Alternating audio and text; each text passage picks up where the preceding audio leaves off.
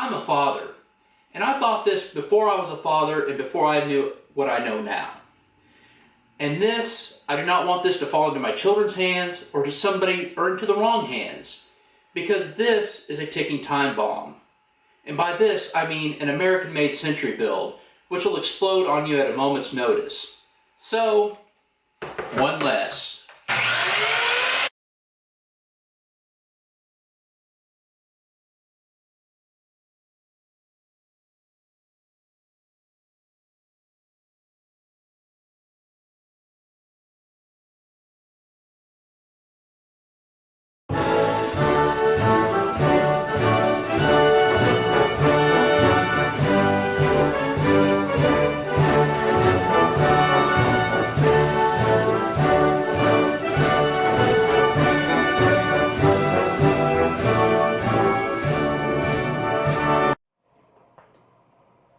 So you think you're ready to buy an AK. Like my 1911 video, my intention with this video is to help the first-time buyer not make a huge mistake. Again, everything I say will come from personal experience, experiences of those I know and trust, and general common knowledge in the AK world. Now if you're only going to own one, you need to, one, decide whether you want an AK-47 or AK-74 variant. And the big difference here is the round. The AK-47 shoots a 7.62 by 39 round, which also is fired from your SKS, and the AK-74 shoots the 5.45 by 39 round. So that's the difference between the two. Now there are also AKs out there that will shoot 5.56 by 45, but if you're only going to own one AK, I would just steer away from that. The advantages of the AK-47 is that the 7.62 by 39 is a harder hitting round, and you can take out most North American game with it if you choose to take your AK hunting. Also, 7.62-39 is more plentiful of the two rounds to find in stores, etc. As I said, the 74's round will have closer ballistics to your AR-15, and I found it to be pretty accurate. Now, I'm not that great of a shot, and I was hitting a gong 370 yards away fairly consistently using just the irons on my Sega. The second thing you need to consider is quality, and this video's purpose is to mainly steer you away from bad quality AKs.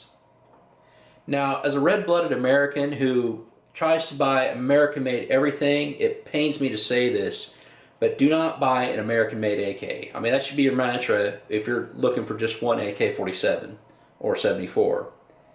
Here I'm talking about any Century build where Century built the receiver. Now they are an importer, and a lot of AKs out there like my Wasser will have a Century mark on it, but the C39 V1s, V2s, and the RAS-47s made by Century are absolute junk, as well as AKs from IO, Riley Defense, Palmetto State Armory, and a few others. If in general, with a few exceptions, if it's an American made, stay away. Now I know Arsenal has some American made which I think are good to go, but I'm not going to get into those on this video. Most of these American made AKs are made to keep prices down and end up having catastrophic failures within a couple thousand rounds. Military Arms Channel, AK Operators Union, and a regular guy have covered these failures in detail on their channels.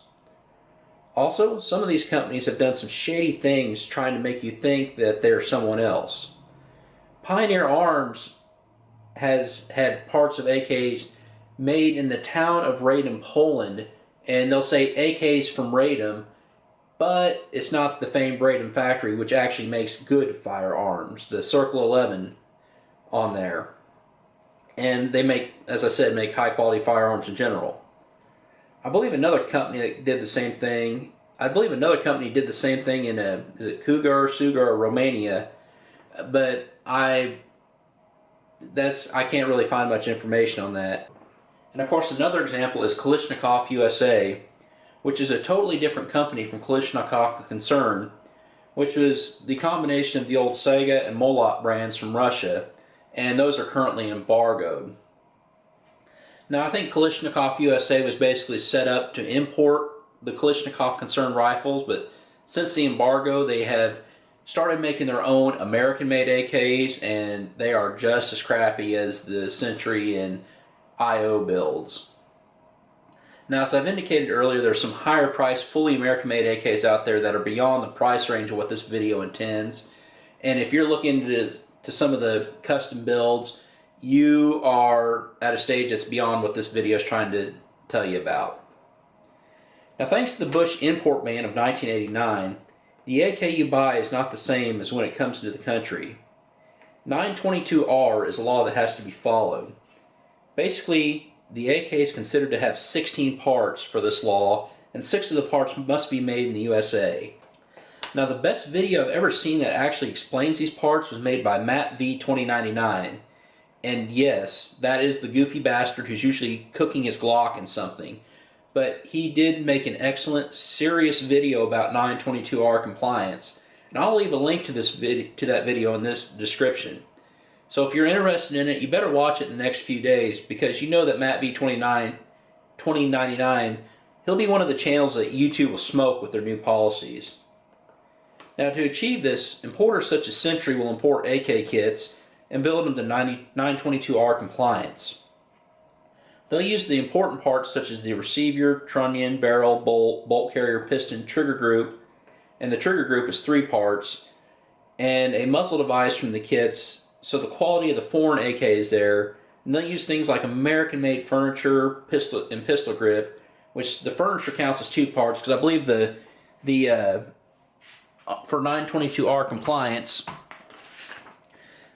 the stock is a part, the pistol grip is a part, and then the forward furniture is a part. So that's 3 parts. And then then they'll sell it with an American-made magazine, which a magazine also consists of 3 parts for 922R purposes. Now, another option is to send a sporting version of the AK over, such as Saiga and Vepr have done prior to the embargo, and I'll overlay a picture of one of those here. And then usually people will convert them once they're over here. So, good AKs to look for. Now, the first one that I bought is my Wasser 1063 was the first AK I ever bought. I bought this about 7 or 8 years ago. This is generally considered to be the low end of good. And yes, I believe this was put together by Century. This is a 1063. And Romanians are considered to be pretty good. And the Wasser AKs are kind of considered the low end of good. And also, I believe the Wasser 2 is the AK-74 version.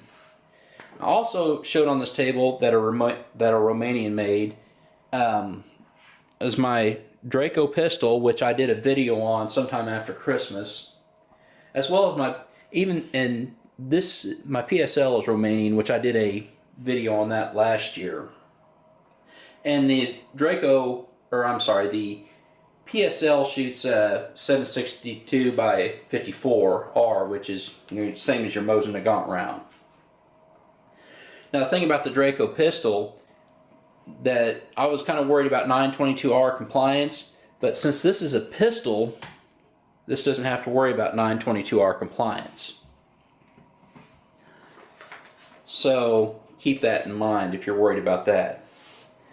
Now, as long as you take good care of them, Romanians should run. In general, 2 other Eastern Bloc countries that have made good AKs are Bulgaria and Poland. The Polish Tantul is considered one of the higher quality AKs out there. As I said earlier, just make sure you don't fall for the town of Radom crap from the Pioneer Arms. Make sure it has the Circle 11 markings on it, which means it was built at the actual Radom factory. Unfortunately, I do not yet own a Polish AK. I might or might not be trading for one here in the near future. Bulgarian AKs are also considered top-notch. Arsenal is one of the most renowned rifle manufacturers since the 1870s and make a top-notch AK. The U.S. Arsenal Company imports arsenals as well as makes its own receivers. I'll be honest, I don't know much about the American-made receivers, if they're good to go, and I usually stick with my don't buy an American-made AK mantra. They could very well be good to go, and I'm sure people will hit me in the comments telling me good or bad on the American-made arsenals. But if you're only going to buy one AK, I would say make sure it's a Bulgarian-made receiver. Again, I'm aiming this video at the first-time buyer. Also from Bulgarian is Waffenwerks, which are a mixed bag. Now DDI purchased Waffenwerks inventory a few years ago and sold their builds.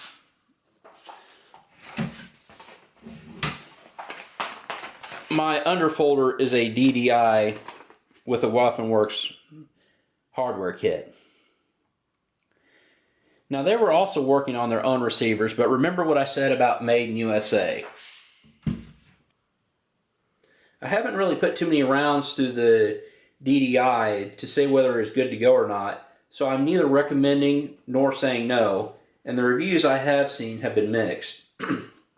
Unfortunately, Palmetto State Armory bought out DDI, and you definitely want to stay away from anything from them that's AK related. Now this brings me to fully embargoed AKs that were cheap in the past, but the supply here is running out. First, the Chicom AKs were either Norinco or Polytech. Here I have a Norinco Mac 90 in all its post-ban, assault weapons ban glory, with the thumbhole stock and no bayonet lug on it. The only issues I've heard on them have been rust. Now, I know a lot of people want to convert the Mac 90s to look like a normal AK, but I think I'm just going to leave this like this because I am a collector for history purposes, and that's kind of an example of American, gun control history. Finally, the Russians. Up until a couple of years ago, you had Sega and Vepr, who made excellent AKs being brought into the country in the sporting rifle form. Most were instantly converted before sold, as I believe the sporting rifles won't take regular AK magazines. Again, tell me whether I'm right or wrong in the comments there. Although already converted, I actually stained the wood furniture into the Russian red that's on my Sega AK-74. And I may do a video in the future showing how to do the Russian red, how I got it to come out like that. This is an excellent rifle and probably my best AK. I bought this before the embargo for not much more than a Wasser went for. Of course, it's worth quite a bit more now. As I've indicated earlier, Sega and Molot became Kalashnikov concern in Russia around the time of the embargo, and Kalashnikov USA was basically set up to import them, if I'm not mistaken. The embargo happened, and since Kalashnikov USA is a separate entity, they started making their own AKs. Again, don't buy American-made AKs. Other imports that are kind of hit and miss are Yugos and Hungarians, so do your research accordingly if you're looking into one of those. I know there's some absolute junk Hungarian builds out there, and as I said, the Yugos are hit and miss. If you follow me on Facebook and want more information, I can lead you to other places that'll help you decide whether to buy one or not. One more thing I must mention before closing out this video are magazines. Tapco magazines, junk. Magpul for AK magazines are junk because they don't metal reinforce the lips.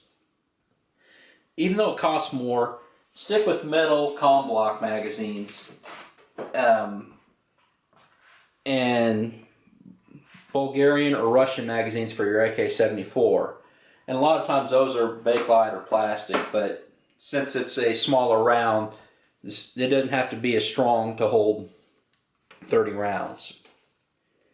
Now, while there are more AKs out there, if you stick with this advice that I've given you in this video, you won't go wrong.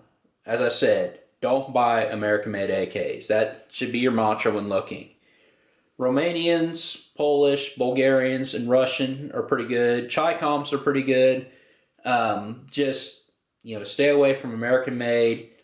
Do your research before buying a Yugo, and just do your research before going out there. And I haven't even touched on Egyptian Mahdi's yet because I don't really have much knowledge on those. Now, I know I've just glanced over the AKs that are out there, and as I said, this video is aimed at the beginner or the person who plans on buying only one AK. Keep that in mind before you AK experts flame me too hard in the comments. If you stick with the advice in this video, you'll have a rifle that lasts you forever. So if you like what you see, check out some of my other videos, comment, like, subscribe, check out my Facebook, Twitter, and who I support on Patreon. And again, Make sure you're contacting your representatives and senators. No more gun control, no compromise, and make sure you're writing letters to the ATF negatively commenting on the bump stock regulation getting ready to come out. Thank you for watching, and as always, have a great day.